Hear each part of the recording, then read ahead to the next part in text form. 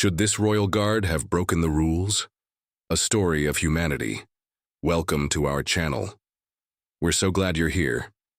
In today's story, we'll take you on an unforgettable journey.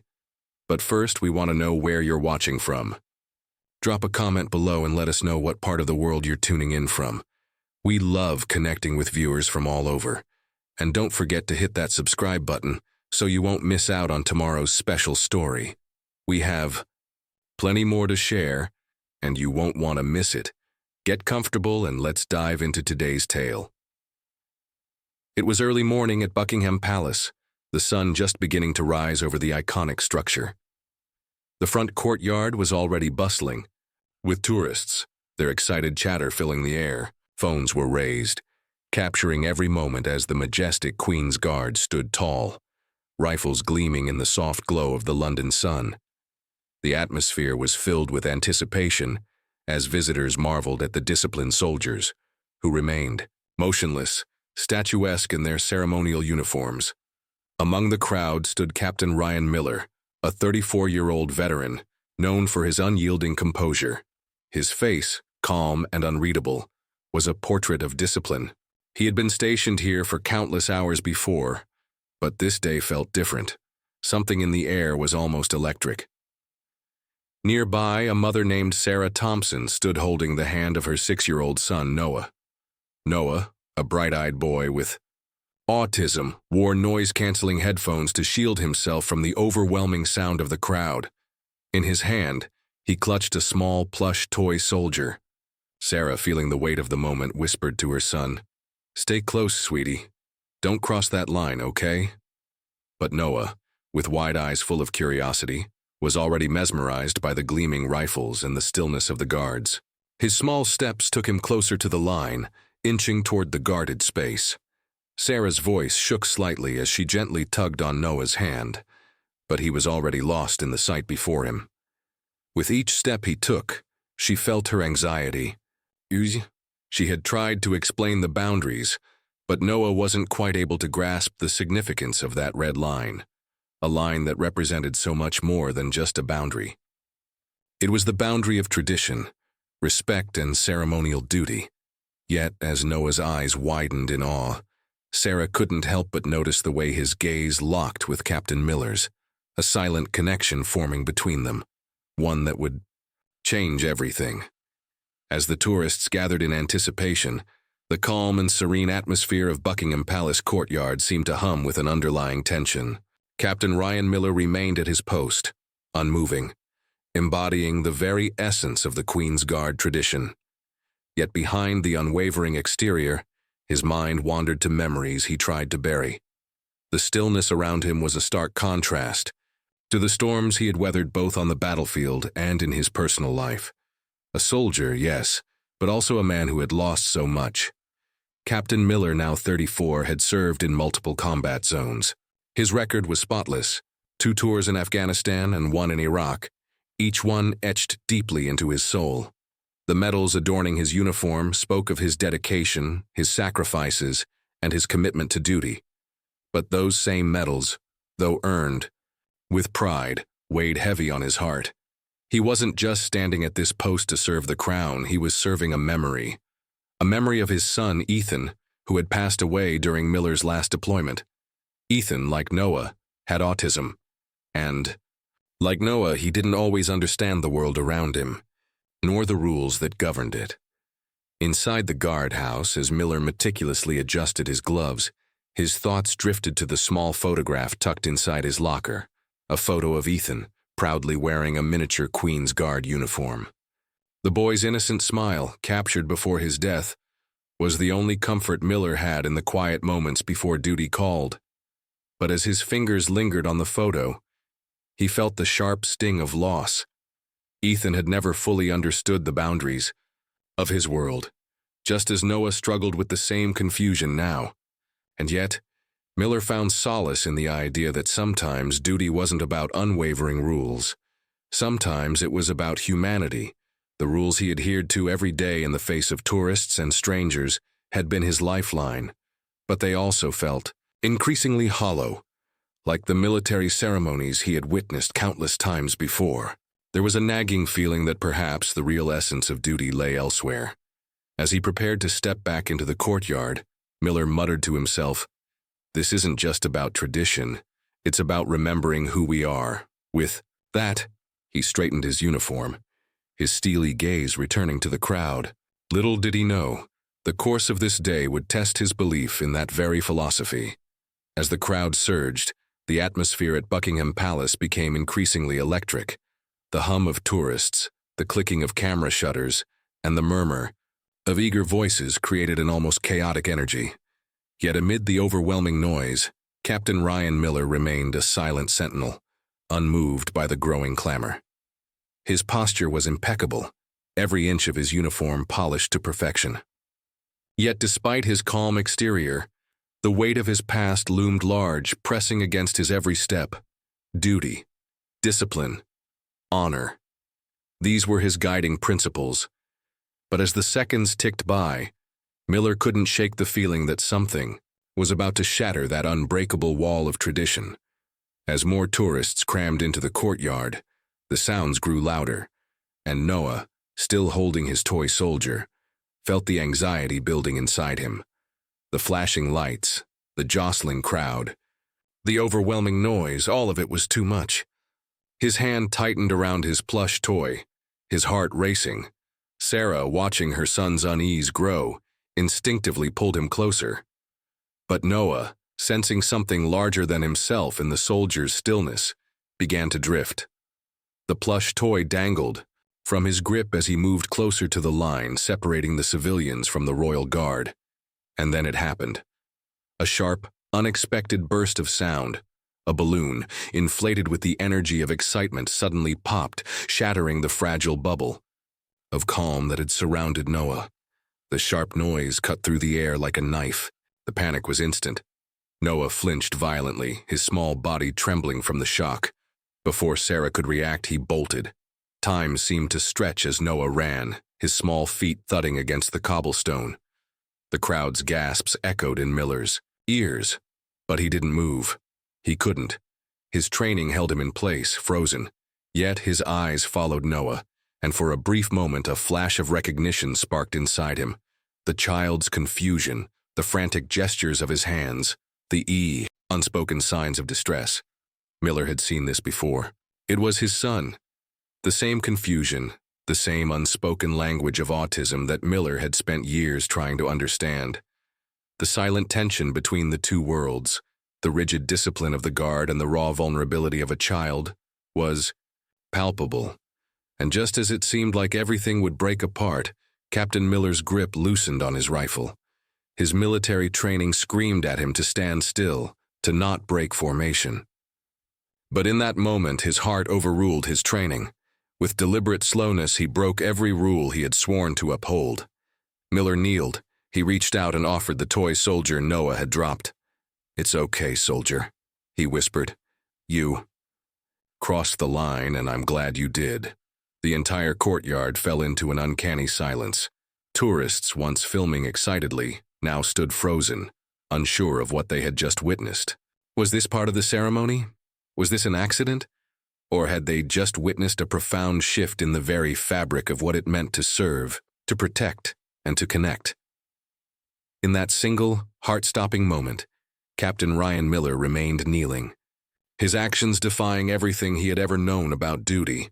The weight of the rifle in his hand had always symbolized control, discipline, and unwavering resolve.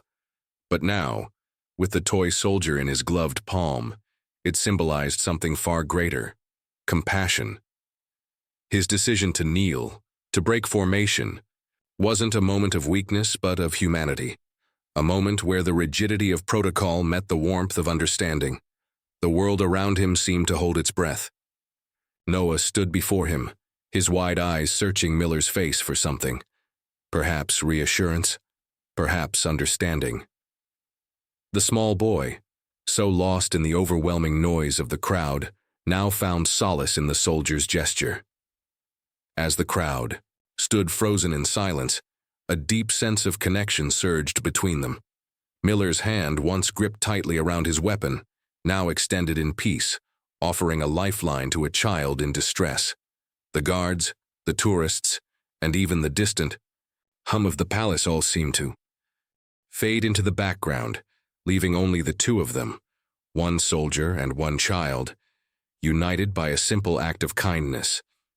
Miller's thoughts briefly flickered back to his own son Ethan, who had struggled with the same fears, the same confusion, in the world around him. He knew this feeling, the helplessness, the frustration of a child who couldn't fully comprehend the boundaries that governed his life. And yet, in Noah's trembling lip and confused eyes, Miller saw a reflection of his own lost moments with Ethan. His son never had the chance to grow up, never had the chance to understand the world the way Noah still could. In that instant, Miller realized that sometimes the most powerful act of duty was not adhering to the rules, but knowing when to break them. Sarah stood at the edge of the courtyard, watching helplessly as her son struggled with the overwhelming situation. The moment of chaos had passed, but a new sense of fear gripped her chest. What would happen now? Would Miller be reprimanded? Would they be thrown out for Noah's breach? But before she could react, Miller's voice broke the silence. His words, calm and soft, carried a weight far greater than any military command could. "It's okay, soldier," Miller whispered, his voice steady. "You crossed the line, and I'm glad you did." His words, though simple, carried an unspoken message. Sometimes breaking the rules was the right thing to do. The courtyard remained silent, the tension palpable, as tourists and guards alike stood witness to an act that would challenge the very definition of duty. And in that single unspoken exchange, the rules of tradition seemed to bend just slightly, giving way to a much more profound truth. The tension in the courtyard lingered long after the moment had passed. As Captain Ryan Miller remained kneeling, offering Noah the toy soldier, the crowd's collective breath seemed to hold in their chests. The once stern atmosphere had shifted, now filled with an unspoken respect for the actions unfolding before them.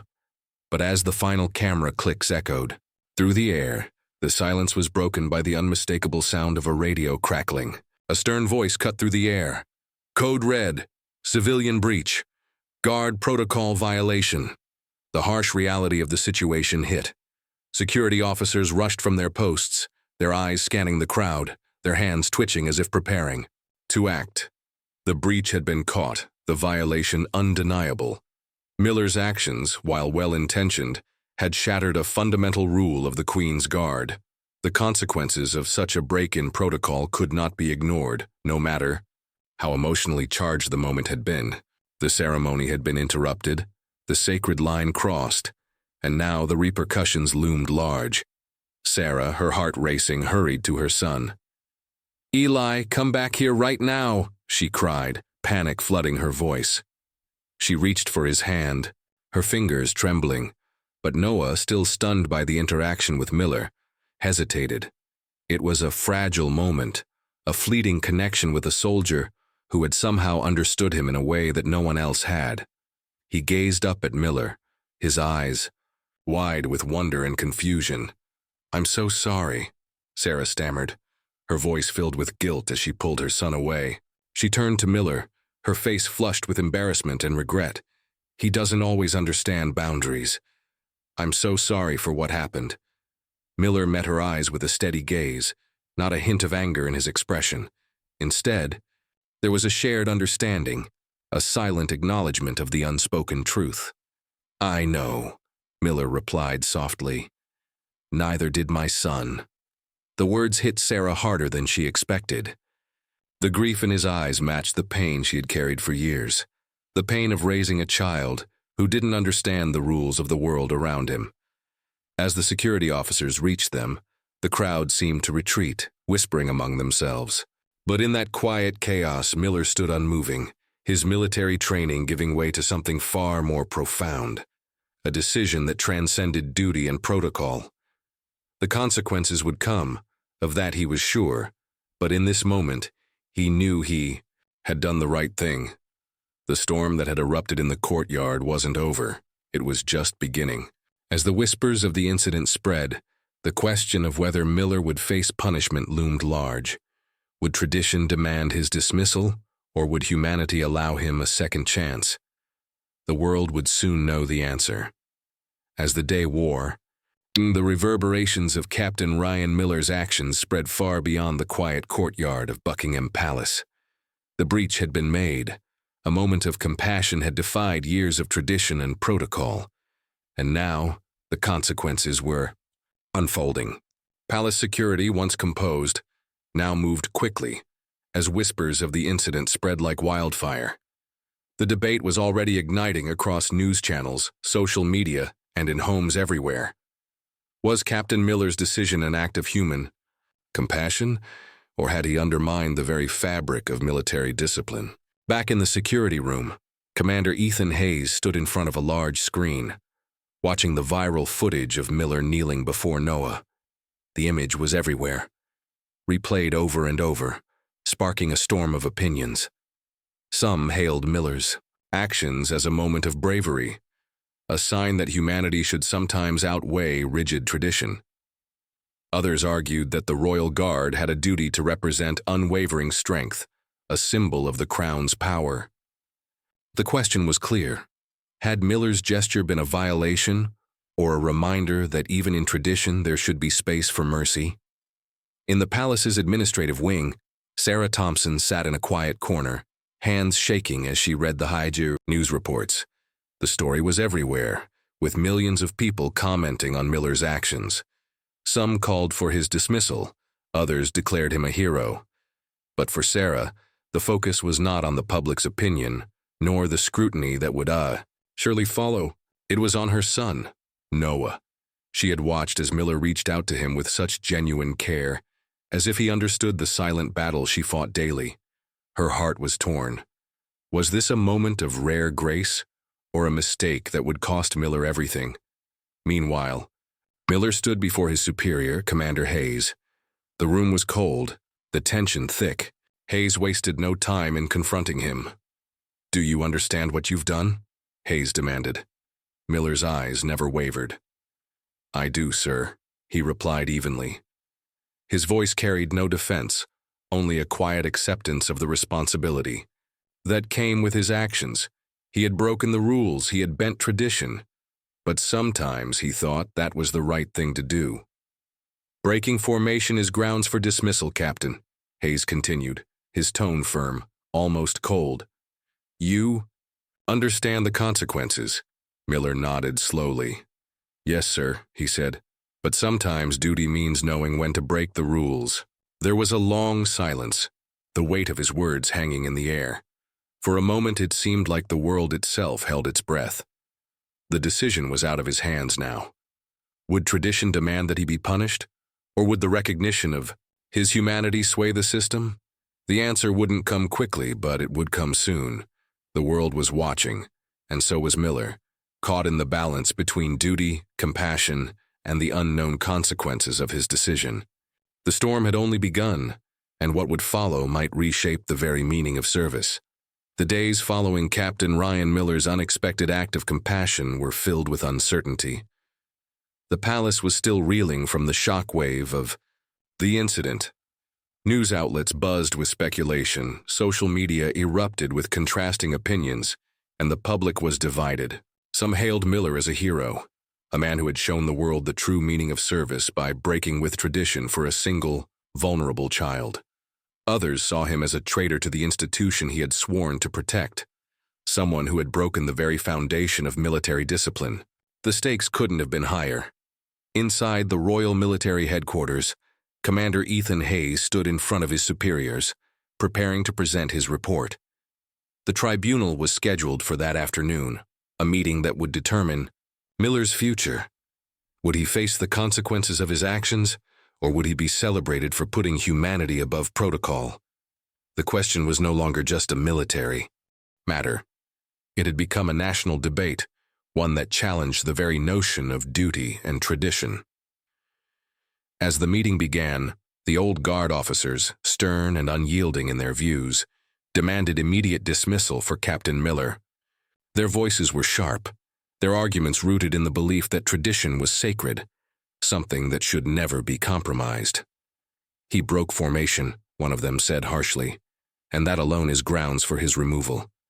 There are no exceptions. But then, Lady Jessica Whittaker, a distinguished war veteran and one of the few women in the military council, spoke up. Her voice, calm and measured, cut through the tension in the room. "Gentlemen, sometimes one broken protocol restores more faith in our institutions than 1,000 hours of perfect stillness." The room fell silent as her words echoed in the chamber. She understood. The rigid structure that governed the guards was vital. But in that moment, Whittaker recognized that Miller's actions had reminded the world of something more important than just military discipline: compassion, empathy, and the connection between those who serve and the people they protect. Her argument caused a ripple of doubt among the council members. Some shifted uncomfortably in their seats, considering her words. Would upholding tradition at all costs really be the right choice? Or was it time for a shift in how the Guard interacted with the public? The debate continued, but the decision was postponed, leaving Miller's fate hanging in the balance. Outside, the public's reaction only grew stronger. Petitions for Miller's reinstatement gained momentum, and calls for reform in Royal Guard training to address interactions with civilians, especially those with special needs, spread across the UK. The ripple effect of his action had already begun to change things, perhaps not just for Miller, but for the very nature of royal protocol itself. In the quiet moments, as the tribunal deliberated, Miller couldn't shake the weight of the decision that was about to unfold. What would happen to him? Would he be remembered as a man who had followed his heart, or as one who had broken the rules he had sworn to uphold? The world, it seemed, was watching. The story was far from over. As the days passed, Captain Ryan Miller remained on edge, waiting for the verdict that would shape his future. The media storm had not died down. In fact, it had only grown stronger. With each passing day, the debate intensified, and the voices of those on both sides of the argument grew louder. Would he be dismissed for breaking protocol, or would he be hailed as a symbol of compassion in a world that had grown too rigid?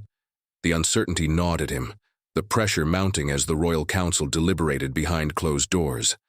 Then, the long-awaited moment arrived.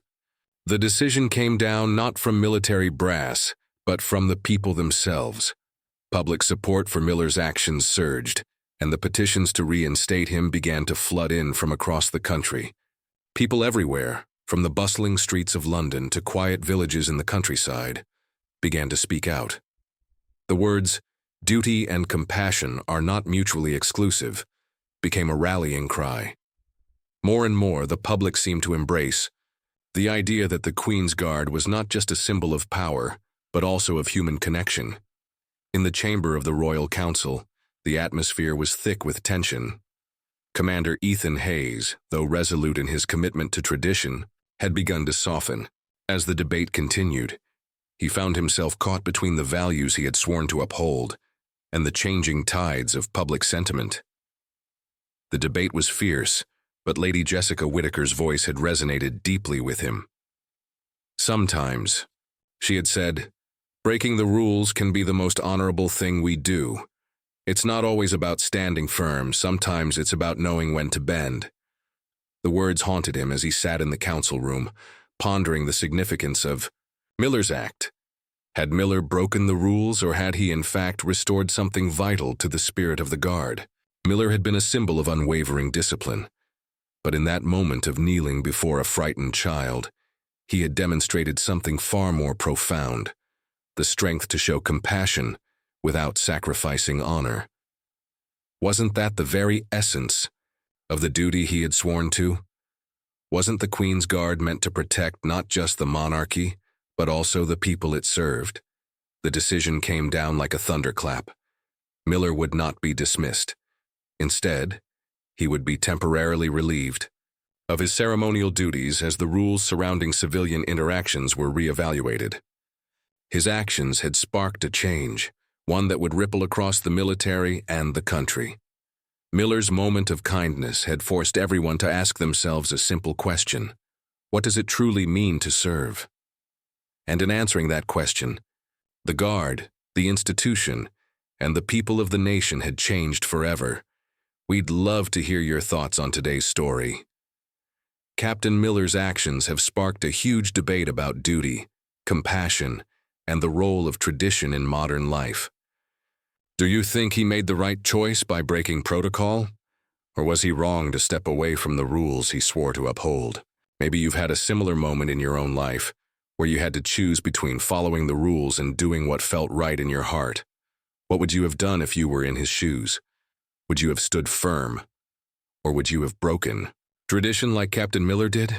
We believe that each perspective matters, and your opinions are just as valuable as the story itself. Share your thoughts with us in the comments below. Don't be afraid to express what you truly feel. Was this a moment of true bravery, or did it cross a line? We want to know where you stand on the matter. Your feedback helps us create content that resonates with you, so don't forget to leave a thoughtful comment. And if you enjoyed today's story, remember to subscribe to our channel and turn on the notification bell. That way, you'll never miss out on our next deep dive into powerful, thought-provoking stories.